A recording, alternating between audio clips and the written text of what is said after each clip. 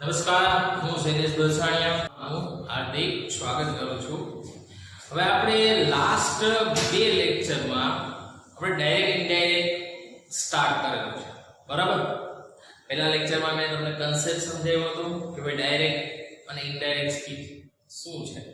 ત્યાર પછી એના પછીના લેક્ચરમાં મેં કોષ્ટક એટલે કે નિયમો સમજાવ્યા હતા। લાસ્ટ લેક્ચરમાં 3 કોષ્ટક મેં સમજાવ્યા હતા અને મેં એવું પણ કીધું હતું કે ભાઈ સર્વનામનું કોષ્ટક છે, જે વિભક્તિવાળું કોષ્ટક છે, એ તમને નેક્સ્ટ લેક્ચરમાં સમજાવીશ। આ છે તમારું વિભક્તિવાળું કોષ્ટક, બરાબર।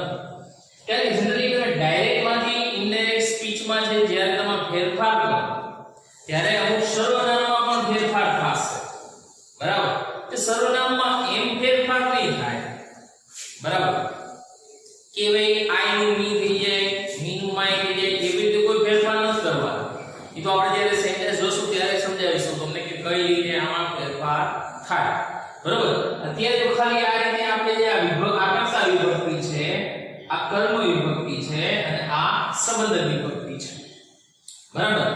જેમ કે આ એકર્તા વિભક્તિ છે, એની કર્મ વિભક્તિ શું થશે? મી, એની સંબંધ વિભક્તિ માય, એટલે આઈ મી માય। તમે પહેલા પણ આપણે એક્ટિવ પ્રોસિજર કરાયું ત્યારે પણ મેં તમને આ કોષ્ટક લખાયું, પછી we, us, our, you, your, he, him, his, she, હર,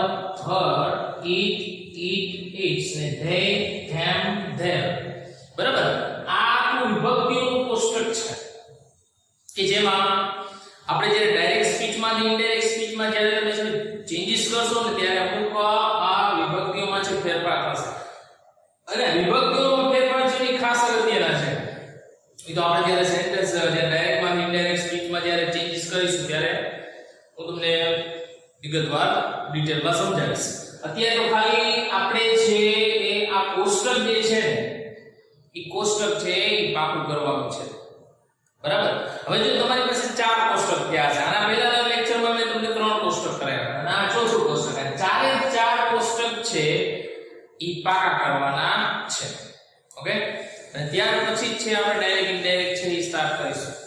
હજુ તો આ લેક્ચરમાં હું તમને ખાલી આ કોષ્ટક અને વાક્યના પ્રકાર સમજાવીશ, પછી નેક્સ્ટ લેક્ચરમાં છે આપણે રૂલ્સ પાકા કરીને પછી ડાયરેક્ટ માંથી ઇનડાયરેક્ટ સ્પીચમાં આપણે સ્ટાર્ટ કરીશું, બરાબર। એટલે આ છે વિભક્તિઓનું કોષ્ટક। ત્યાર પછી આવે છે વાક્યના પ્રકાર, બરાબર। શું આવે છે? વાક્યના પ્રકાર। હવે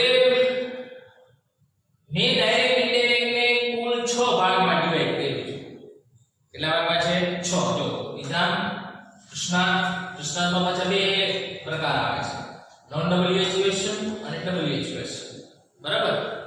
ત્યાર પછી ત્રીજો પ્રકાર છે આજ્ઞાર્થ વાક્ય, ચોથો પ્રકાર છે ઉદ્ગાર વાક્ય અને પાંચમો પ્રકાર છે લેન્સ વાક્ય અને છઠ્ઠો પ્રકાર છે શુભેચ્છા દર્શક વાક્ય। એટલે આ બધા એપ્લિકેટિવ હોય, ઇન્ટ્રોગેટિવ હોય, ઇમ્પેરેટિવ હોય, એક્સક્લેમેટરી હોય, આ બધા જે વાક્યના જે પ્રકારો છે, બરાબર, ઈ ડિટેલ વિગતવાર આપણે સમજીશું। પછી આપણે એક વાક્યના પ્રકાર દ્વારા સમજતા જશું, કારણ કે બધું મિક્સમાં સમજશું તો આપણે થોડું ટફ પડે। એટલે કારણ કે આમાં બધાના જો માની વિધાન વાક્ય છે, આપણે વિધાન વાક્ય સમજતા હો તો વિધાન વાક્યના અલગ રૂલ્સ આવે, બરાબર। આપણે પ્રશ્નાર્થ વાક્ય સમજતા હો તો પ્રશ્નાર્થ વાક્યના છે અલગ રૂલ્સ આવે। એટલે આપણે બધા એને ડિવાઇડ કરીશું, આ 6 ભાગમાં આપણે ડિવાઇડ કરી નાખીશું, બરાબર, જેથી કરીને તમારે સમજવામાં સરળતા રહે।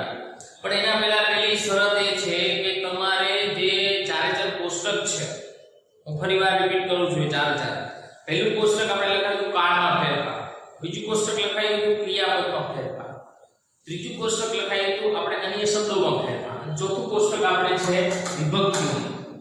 આ 4 કોષ્ટક આવડતા હોવા જોઈએ, બરાબર, અને આ વાક્યના પ્રકારની આપણને ખબર હોવી જોઈએ, તો છે આપણે ખ્યાલ આવશે, બરાબર।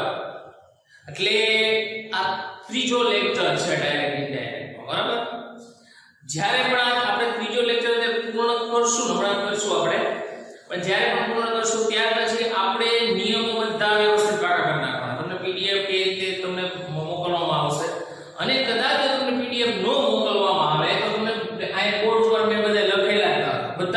લખેલા. ગઈકાલે આપણે 3 કોષ્ટક લખેલા છે, આજે આપણે એક કોષ્ટક એટલે કુલ 4 કોષ્ટક થશે. બરાબર? એટલે એ ખાસ ધ્યાન રાખજો. અને નેક્સ્ટ લેક્ચરમાં ડાયરેક્ટ ઇનડાયરેક્ટ આપણે સ્ટાર્ટ કરશું. ડાયરેક્ટ ઇનડાયરેક્ટ મીન્સ કે એના એક્ઝામ્પલ સ્ટાર્ટ કરશું ત્યારે તમારે